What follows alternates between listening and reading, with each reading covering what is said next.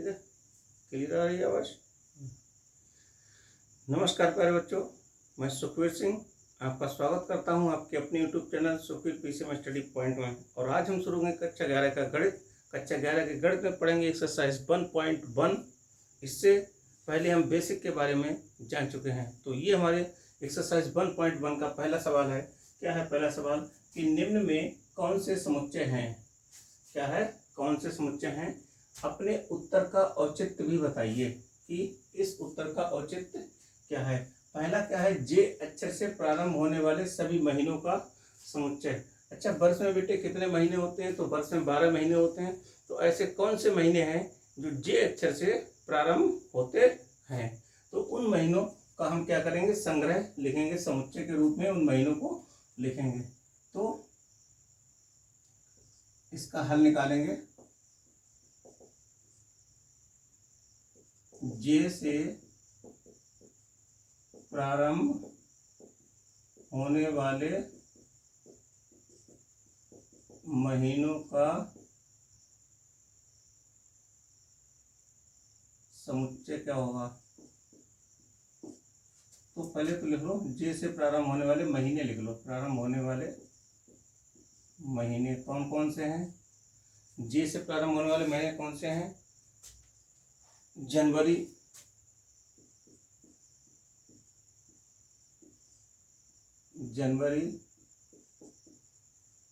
जून, जुलाई। जे से प्रारंभ होने वाले महीने कौन से हैं, जनवरी है, जून है, जुलाई है। तो इनको अब सेट के रूप में लिखेंगे, समुच्चय के रूप में। तो यहाँ पे हमने लिया है सेट ए मान लिया है, ठीक है। तो इसको मझली ब्रैकेट के अंदर लिखेंगे, जनवरी, जून, जुलाई, ठीक है। और यही बेटे हमारा क्या हो गया, आंसर हो गया है। अगला दूसरा क्या है, क्या भारत के सबसे अधिक प्रतिभाशाली 10 लेखों के नाम। भारत के 10 सबसे अधिक प्रतिभाशाली लेखकों के नाम लिखने हैं। तो क्या लिखना है, भारत के 10 सबसे अधिक प्रतिभाशाली लेखकों के नाम। अब इसका क्या ये समुच्चय है, पहले तो ये बताएंगे, हल निकालेंगे। क्या ये समुच्चय है, समुच्चय नहीं है। आप कहेंगे क्यों नहीं है, तो अभी हम बता रहे हैं। तो भारत के 10 सबसे अधिक प्रतिभाशाली लेखकों के नाम, किसी को मुंशी प्रेमचंद्र पसंद है, किसी को जयशंकर प्रसाद पसंद है। तो ये क्या है, सबकी अलग अलग धारणा है। तो ये हमारा समुच्चय नहीं है, ठीक है। तो इसको हम समुच्चय की श्रेणी में नहीं रख सकते हैं कि 10 सबसे अधिक प्रतिभाशाली लेखक अलग अलग हो सकते हैं, किसी की कोई राय है, किसी की कोई राय है। तो इसीलिए ये हमारा समुच्चय नहीं है।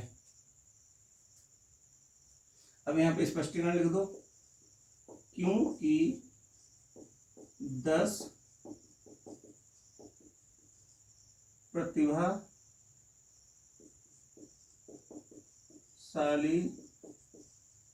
लेखक अलग अलग हो सकते हैं। क्योंकि 10 प्रतिभाशाली लेखक क्या होते हैं, अलग अलग हो सकते हैं, इसीलिए ये हमारा समुच्चय नहीं है। अब तीसरा क्या कह रहा है, क्या कह रहा है, विश्व के 11 बल्लेबाजों का समुच्चय। विश्व के नहीं, विश्व के क्या है क्वेश्चन, विश्व के 10 सबसे अधिक, विश्व के सर्वश्रेष्ठ, सॉरी, विश्व के सर्वश्रेष्ठ, विश्व के सर्वश्रेष्ठ क्वेश्चन क्या है, 11 बल्लेबाजों का संग्रह। 11 बल्लेबाजों का संग्रह। तो क्या ये समुच्चय है? आंसर में क्या लिखेंगे? समुच्चय नहीं है। अब आप कहेंगे क्यों नहीं है? क्योंकि विश्व के सर्वश्रेष्ठ 11 बल्लेबाजों का समुच्चय, किसी का सर्वश्रेष्ठ बल्लेबाज, पसंदीदा सर्वश्रेष्ठ बल्लेबाज सचिन तेंदुलकर है, किसी का पसंदीदा सर्वश्रेष्ठ बल्लेबाज विराट कोहली है, किसी का पसंदीदा बल्लेबाज रिकी पॉन्टिंग है, किसी का पसंदीदा बल्लेबाज क्रिस गेल है। तो इस तरीके से ये समुच्चय नहीं हो सकता, सबकी अलग अलग धारणाएं हैं, तो ये हमारा समुच्चय नहीं है। ठीक है, यहाँ लिख दो स्पष्टीकरण इसका भी, क्योंकि 11 विश्व के सर्वश्रेष्ठ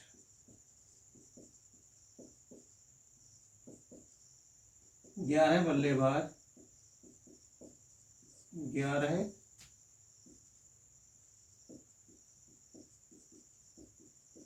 बल्लेबाज अलग अलग हो सकते हैं, तो ये भी हमारा समुच्चय नहीं है। ठीक है, तो ये समुच्चय नहीं है। अगला क्या है? आपकी कक्षा के सभी बालकों का समुच्चय। किसी भी कक्षा में बालकों की संख्या क्या होती है? हमेशा निश्चित होती है। ठीक है, तो ये समुच्चय है। पहले तो ये बताना है, इसके हल में क्या लिखेंगे? लिखो समुच्चय है।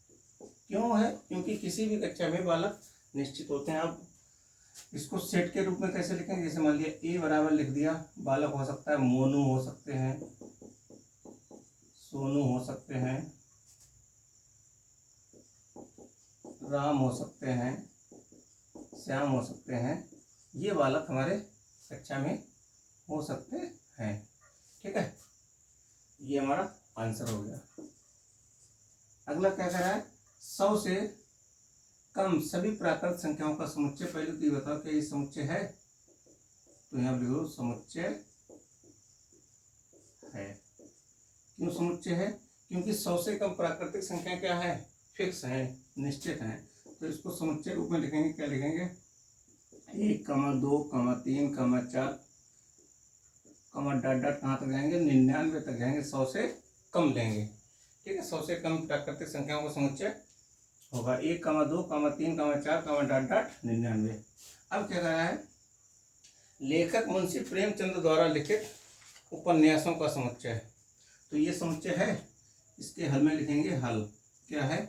ये क्या समुच्चय है? क्यों? क्योंकि मुंशी प्रेमचंद द्वारा लिखित उपन्यास सीमित ही हैं।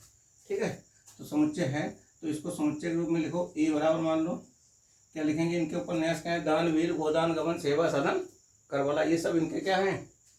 उपन्यास हैं। तो यहाँ पर लिख दो दान, वीर, गोदान, गबन, सेवा, सदन, करबला, निर्मला। ये सब इनके क्या हैं? उपन्यास हैं। तो यहाँ पे अगर लिखना चाहो तो इसको सब ऐसे लिख दो, मुंशी प्रेमचंद के सभी उपन्यास। तो यहाँ लिख दो सभी उपन्यास। ठीक है, ऐसे भी हम लिख सकते हैं।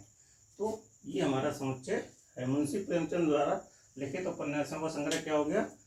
कि दानवीर, गोदान, गबन, सेवा, सदन, करबला। ये सब हमारे क्या हैं? मुंशी प्रेमचंद द्वारा लिखित उपन्यास हैं। अगला क्वेश्चन क्या है? 7वां पार्ट है इसका। पहले क्वेश्चन का कि सभी सम पूर्णांकों का समुच्चय यानी कि संग्रह। समुच्चय कह सकते हैं, संग्रह कह सकते हैं। तो क्या ये समुच्चय है? पहले तो इसका हल में क्या लिखेंगे? कि समुच्चय है। तो इसको समुच्चय के रूप में कैसे लिखेंगे? कि सभी सम पूर्णांकों का समय। समुच्चय। अच्छा, संपूर्णांक धनात्मक और ऋणात्मक कुछ भी हो सकते हैं, ठीक है। संपूर्णांक धनात्मक की संख्या हो सकती हैं और ऋणात्मक भी हो सकती हैं। तो डॉट डॉट लिख दो, -6, -4,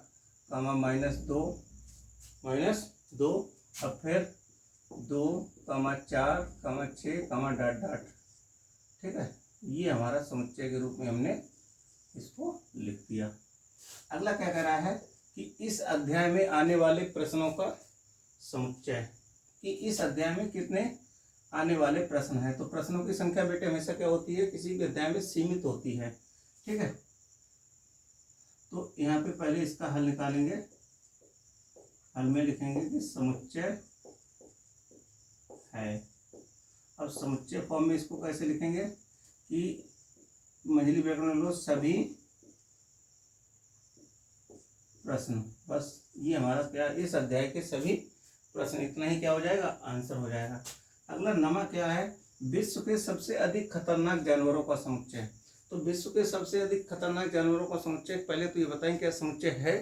ये समुच्चय नहीं है। क्यों नहीं है, अभी हम इसका स्पष्टीकरण करेंगे। तो इसमें लिख दो समुच्चय नहीं है। क्यों नहीं है, क्योंकि किसी को शेर से डर लगता है, किसी को बिल्ली से डर लगता है, किसी को चीता से डर लगता है, किसी को हाथी से डर लगता है, ठीक है। तो कोई सर्प से डरता है, कोई सियार से डरता है, कोई लोमड़ी से डरता है, तो कोई कुत्ते से डरता है, कोई सांड से डरता है।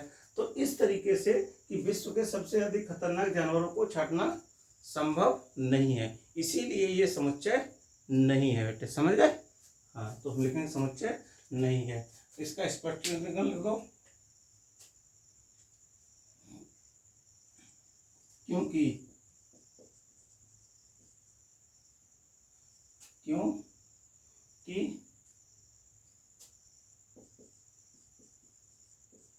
किसी को शेर से डर लगता है, किसी को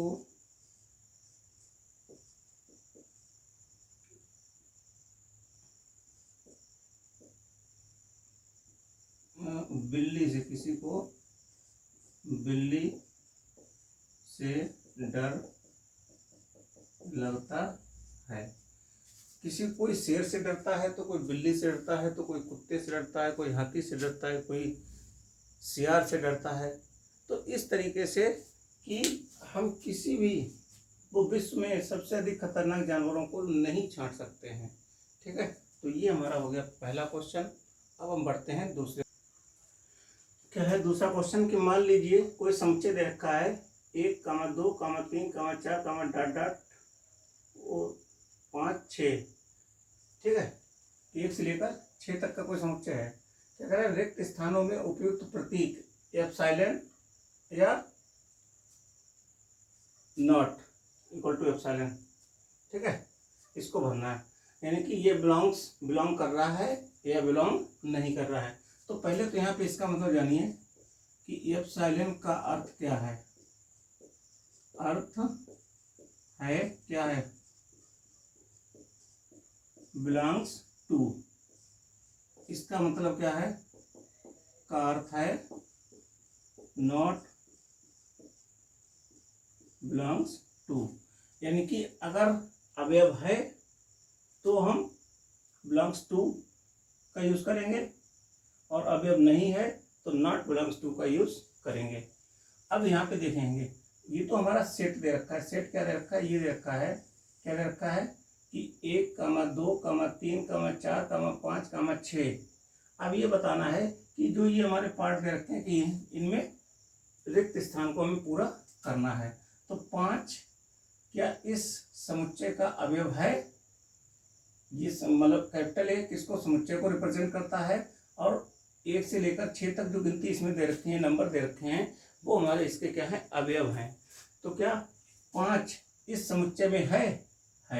तो यहाँ पे लिख दो 5 बिलोंग्स टू ए, आंसर हो गया हमारा। अब देखो यहाँ पे 8 क्या इस समुच्चय का अवयव है, नहीं है। तो 8 इस समुच्चय का अवयव नहीं है। तो 8 नॉट बिलोंग्स टू ए। ठीक है, अब देखेंगे कि 0 इस समुच्चय का अवयव है, नहीं है, तो 0 नॉट बिलोंग्स टू ए। अब यहाँ देखेंगे 4 इस समुच्चय का अवयव है, तो 4 इस समुच्चय में है, तो 4 बिलोंग्स टू ए। अब देखेंगे क्या 2 इस समुच्चय का अवयव है, तो अवयव है, तो 2 बिलोंग्स टू ए। ठीक है, अब देखेंगे 10, जो 10 गिनती दे रखी है, तो 10 क्या इस समुच्चय का अवयव है, तो 10 इस समुच्चय का अवयव नहीं है, 10 नॉट बिलोंग्स टू ए। ठीक है, तो ये हमारा हो गया है दूसरा क्वेश्चन। देखिए क्या कह रहा है तीसरा क्वेश्चन कि निम्न समुच्चयों को रोस्टर रूप में लिखना। किसी रूप में लिखना है, रोस्टर रूप में लिखना है। ये हम रोस्टर रूप और समुच्चय निर्माण विधि हम दोनों बता चुके हैं, तो हमें यहाँ पे लिखना है रोस्टर रूप में। कैसे लिखेंगे, ये है हमारा समुच्चय निर्माण रूप में, अब इसको लिखना है रोस्टर रूप में। ठीक है, रोस्टर रूप में कैसे लिखेंगे, तो समुच्चय ए बराबर लेंगे। अब यहाँ देखो क्या है, समुच्चय निर्माण रूप में क्या दिया है कि x सच दैट x एक पूर्णांक है और -3, यानी कि x का मान जो है -3 से बड़ा है और x का मान 7 से क्या है, छोटा है। तो x के जो मान लिखेंगे -3 और 7 के बीच में ही लिखेंगे। ठीक है, तो -3 से बड़ा क्या होगा, -2 कामा -1। ठीक है, -2 कामा -1 कामा 0 कामा 1 कामा 2 कामा 3 कामा 4 कामा 5 कामा 6, यानी कि 7 से हमें क्या लेने हैं, कम लेना है, तो 6 तक जाएंगे। ये हो गया आंसर। फिर अगला क्या करा है, ये हमारा समुच्चय निर्माण रूप में दे रखा है, तो इसको बेटे लिखना है रोस्टर रूप में। रोस्टर रूप में, रोस्टर रूप में कैसे लिखेंगे, तो यहाँ समुच्चय बी बराबर, तो क्या करा है x सच दैट x संख्या 6 से कम एक प्राकृतिक संख्या है, तो 6 से कम प्राकृतिक संख्याएं क्या हो सकती हैं, 1 हो सकती हैं, 2 हो सकती हैं, 3 हो सकती हैं, 4 हो सकती है, 5 हो सकती है। बस यही हमारा क्या हो गया, फाइनली आंसर हो गया। अब क्या करें, समुच्चय सी दे रखा है x सच दैट x 2 अंकों की ऐसी प्राकृतिक संख्या है जिसके अंकों का योगफल कितना होना चाहिए, 8 होना चाहिए। तो हमें 2 अंकों की संख्या निकालनी है कि 99 तक ही 2 अंकों की संख्या मिलेंगी। ठीक है, और ऐसी संख्याएं ढूंढनी है जिसके अंकों का योगफल कितना हो, 8 हो। तो इसके अंकों का योगफल 8 हो, तो इसको किस में लिखना है, रोस्टर रूप में। रोस्टर रूप में लिखेंगे, तो यहाँ से c बराबर, तो पहले तो 1 से 10 तक तो हो नहीं सकता है, अब 11 से 20 तक जाओ, तो 11 से 20 तक ऐसी कौन सी संख्या मिल रही जिसके अंकों का योगफल 8 है, तो वो मिली हमारी बेटे 17। अब जाओ 21 से 30 तक जाओ, 21 से 30 तक ऐसी कौन सी संख्या है जिसके अंकों का योगफल कितना हो 8 हो, तो वो है 26। फिर 31 से कहाँ तक जाएंगे, 40 तक जाएंगे, ऐसी संख्या ढूंढेंगे जिसके अंकों का योगफल कितना हो 8 हो, तो हो गई हमारी 35। अगली संख्या हो गई 44, कौन सी हो गई 44। फिर अगली संख्या हो गई बेटे 53। अगली संख्या कौन सी हो गई, अगली संख्या हो गई है 62। फिर अगली संख्या हो गई है 71। अब 81 से 90 में नहीं जा सकते, 81 से 90 में जाकर 8 में कितना हो गया 9। हमें अंकों का योगफल कितना चाहिए 8। तो ये हमारा ये संख्याएं हो गई हैं। कौन कौन संख्याएं हो गई हैं, 17 कामा 26 कामा 35 कामा 44 कामा 53 कामा 62 कामा 71। तो ये हमारी क्या 2 अंकों की ऐसी प्राकृतिक संख्याएं हैं जिनके अंकों का योगफल कितना है 8 है। ठीक है, अब हम बढ़ते हैं अगले पार्ट की तरफ। देखो यहाँ पे चौथा पार्ट क्या दे रखा है कि d बराबर x दैट x एक अभाज्य संख्या है जो कि संख्या 60 की क्या है, भाजक है। यानी कि ऐसी अभाज्य संख्याएं निकालनी है जो 60 की क्या हो, भाजक हो। तो यहाँ से इसका हल निकालेंगे, तो रोस्टर रूप में लिखना है। रोस्टर रूप में क्या लिखेंगे कि d बराबर क्या हो जाएगा, तो अभाज्य संख्या क्या हो सकती है, 2 हो सकती है, 2 से 60 पूरी पूरी कट जाएगी, 3 है और 5 है। ठीक है, तो ये संख्याएं हैं हमारी अभाज्य संख्याएं जिनसे 60 पूरा पूरा कट जाएगा। ठीक है, तो ये हमारा क्या हो गया है, आंसर हो गया। अगला क्या कह रहा है, इसको लिखना है किस रूप में, रोस्टर रूप में, रोस्टर रूप में। तो ई बराबर समुच्चय हो जाएगा हमारा। अब ट्रिग्नोमेट्री है, ट्रिग्नोमेट्री शब्दों को सभी शब्दों को किसमें लिखना है, समुच्चय रूप में। तो ट्रिग्नोमेट्री में क्या है, जब किसी भी शब्द को समुच्चय रूप में, रोस्टर रूप में लिखते हैं, तो अगर उसमें कोई भी अक्षर एक या एक से अधिक, मतलब एक से अधिक बार आ रहा है, तो उस अक्षर को हम एक ही बार लिखते हैं। तो यहाँ पे क्या लिखेंगे, टी कितनी बार है, टी बेटे एक बार है, टी लिख दो। आर कितनी बार है, आर 2 बार है, आर। आई कितनी बार है, आई एक बार है, आई। जी कितनी बार है, जी एक बार है। ओ 2 बार है, ओ को एक बार लिखेंगे। एन कितनी बार है, एक बार है, एन। एम कितनी बार है, एक बार है। और ई कितनी बार है, एक बार है। अब टी हम लिख चुके हैं, आर लिख सकते हैं। अब बाई कितनी बार है, बाई भी एक बार है। तो ये हमारा हो गया है ट्रिग्नोमेट्री शब्द के सभी अक्षरों का समुच्चय। ठीक है, अब इसको लिखेंगे रोस्टर रूप में। ये शब्द क्या रखा, बेटर। तो इसको समुच्चय हमने सेट मान लिया, सेट एफ बराबर, तो क्या लिखेंगे, अब देखो यहाँ से बी एक बार आ रहा है तो बी लिख दो। ई 2 बार आ रहा है तो ई को हम एक बार ही लिखेंगे। टी 2 बार आ रहा है तो टी को एक बार लिखेंगे। और आर, तो ये हमारा क्या हो गया है, रोस्टर रूप हो गया है। ठीक है, अब हम बढ़ते हैं अपने अगले क्वेश्चन की तरफ। बहुत बढ़िया क्वेश्चन है।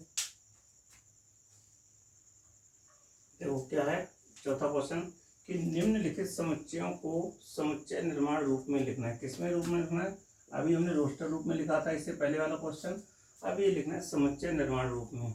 तो ये रोस्टर रूप में आपको दिया है, तो क्या दिया है कि 3, 6, 9, 12। तो अब यहाँ पे क्या है, 3 एकम 3, 3 दूनी 6, 3 तिया 9, 3 चौक 12। तो हम इसको अगर लिख दें, ये मतलब करना चाहिए, मान लें 3 बराबर 3 गुणे 1 लिख दें। 6 को क्या लिख सकते हैं, तो ये लिख दें 3 गुणे 2। 9 को क्या लिख दें, 3 गुणे 3। 12 को क्या लिख दें, 3 गुणे 4।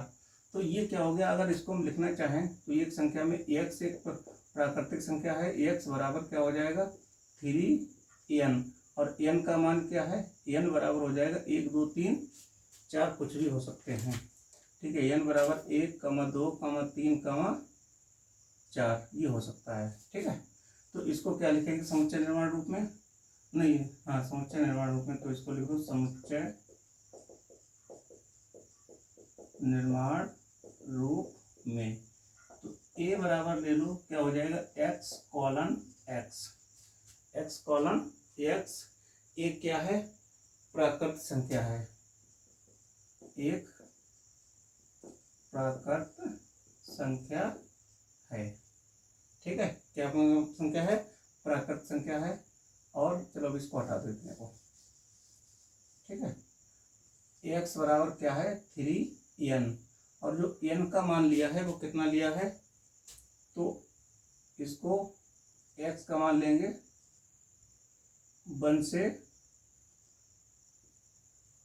बड़ा लेंगे और 1 के बराबर भी लेंगे। और क्या लेंगे, कितना है, कहाँ तक जाएगा 4 तक, और 4 के बराबर भी लेंगे और 4 से क्या लेंगे, छोटा भी लेंगे x का मान। तो ये हमारा रोस्टर रूप में ये हो जाएगा। समझ गए। अगला क्या कह रहा है कि 2, 4, 8, 16, 32 इनको किसमें रूप में लिखना है, समुच्चय निर्माण रूप में। तो यहाँ पे लिखेंगे समुच्चय निर्माण रूप में। कैसे लिखेंगे, तो इसको चलो a मान लेते हैं, तो x कॉलन x। ठीक है, x कॉलन x एक धन पूर्णांक क्या है, एक क्या है धन पूर्णांक है, और x बराबर क्या है 2 की पावर n। ठीक है, x बराबर क्या है 2 की पावर n। ठीक है, सॉरी यहाँ पे n का मान होगा, यहाँ पे 1 मिनट, n का मान क्या होगा, 1 के बराबर भी हो सकता है, 1 के बड़ा भी। तो अब यहाँ पे क्या हो जाएगा, n किसके बराबर होगा, n का मान 1 भी होगा, 1 के बराबर भी होगा, और n का मान क्या होगा, कहाँ तक जाएंगे 32, तो 5 के बराबर होगा, 5 भी होगा। ठीक है, तो ये हमारा हो गया रोस्टर रूप में। नहीं समझे कि n, अब हम n का मान अगर 1 रखते हैं तो 2 आ गया, n का मान 2 रखते हैं तो 2 दूनी 4 आ गया, n का मान अगर 3 रखते हैं तो 2 की घात 3, 2 की घात 3 का मतलब कितना हो गया 8, n का मान अगर यहाँ पे 4 रखते हैं तो 2 की घात 4 का मतलब कितना हो गया 16, n का मान अगर 5 रखते हैं तो 2 की घात 5 का मान कितना हो गया 32 हो गया। 5 के बराबर भी हो सकता है और 5 से छोटा भी हो सकता है। अब यहाँ पे लेंगे, इसको लिखेंगे समुच्चय निर्माण रूप में। क्या लिखेंगे, चलो समुच्चय ए बराबर ले वो, तो 5 पचम 25 और 25 पंजे 125, अब 125 पंजे कितने हो गए 625। तो यहाँ पे x कॉलन x एक क्या है धन पूर्णांक है, क्या है धन पूर्णांक है। x कॉलन x क्या है, एक धन पूर्णांक है, जहां x बराबर क्या है, ये है 5 की घात n, और n का मान बेटे क्या होगा, n का मान क्या होगा 1 के बराबर हो सकता है और 1 से छोटा भी होगा, 1 से बड़ा होगा। ठीक है, और क्या होगा, अब यहाँ पे कहाँ तक जाएंगे, 25 पंजे 125, यानी कि 5 की घात अगर 4 कर दें 25 और 25 25 हम 625, हाँ तो ये 4 तक जाएगा। ठीक है, तो ये हमारा हो गया है कौन सा, समुच्चय निर्माण रूप में तीसरा पार्ट कंप्लीट हो गया है। अगला क्या कह रहा है, अगला क्या है इसको लिखना है समुच्चय निर्माण रूप में। तो इसको ए ले लो चाहे तो बी ले लो समुच्चय को। अब यहाँ पे क्या देखता है समुच्चय निर्माण रूप में, तो x कॉलन x, यहाँ पे 2 4 6, ये क्या है सम धन पूर्णांक है। कैसे हैं, सम धन पूर्णांक। तो एक x कॉलन x एक सम धन पूर्णांक है, क्या समधन पूर्णांक है। ठीक है, और यही हमारा क्या हो गया, इसका आंसर हो गया है। अब यहाँ पे इसको कैसे लिखेंगे समुच्चय निर्माण रूप में, 5वें को समुच्चय निर्माण रूप में कैसे लिखेंगे, तो ए बराबर ले लो। अब यहाँ देखो 1, 4, 9, ये क्या 1 का वर्ग 1 होता है, 2 का वर्ग 4 होता है, 3 का वर्ग 9, ऐसे डॉट डॉट ये हमारे क्या है प्राकृतिक संख्याओं के वर्ग हैं। तो यहाँ पे क्या लिखेंगे x कॉलन x एक प्राकृत संख्या है, प्राकृत संख्या है। अब देखो तो जहाँ तो x बराबर क्या लिख सकते हैं, x बराबर लिखते हैं कितना n की पावर n स्क्वायर लिखते हैं। x बराबर क्या लिखते हैं n स्क्वायर, x बराबर क्या लिख दिया n स्क्वायर, जहाँ x बराबर क्या लिख दिया हमने n स्क्वायर। अब n का मान कितना होगा, देखो बेटे n का मान देख लो, n का मान 1 से बड़ा भी होगा और 1 के बराबर भी होगा, क्योंकि x बराबर n का मान 1 रखेंगे तो 1 का स्क्वायर 1, 2 का स्क्वायर 4, 3 का स्क्वायर, तो ऐसे ही डॉट डॉट कहाँ तक जाएंगे, ये हम 10 तक जाएंगे। ठीक है, और ये हमारा क्या हो गया है, यही हमारा आंसर फाइनली हो गया है। ठीक है, तो ये हमारा था चौथा क्वेश्चन। अब हम बढ़ते हैं अपने 5वें क्वेश्चन की तरफ। क्या है अगला क्वेश्चन? निम्न सूचियों के सभी अवयवों को सूचीबद्ध कीजिए। किसमें करना है? सूचीबद्ध करना है। क्या कह सकते हैं? रोस्टर रूप में लिखना है। तो पहला क्या दे रखा है?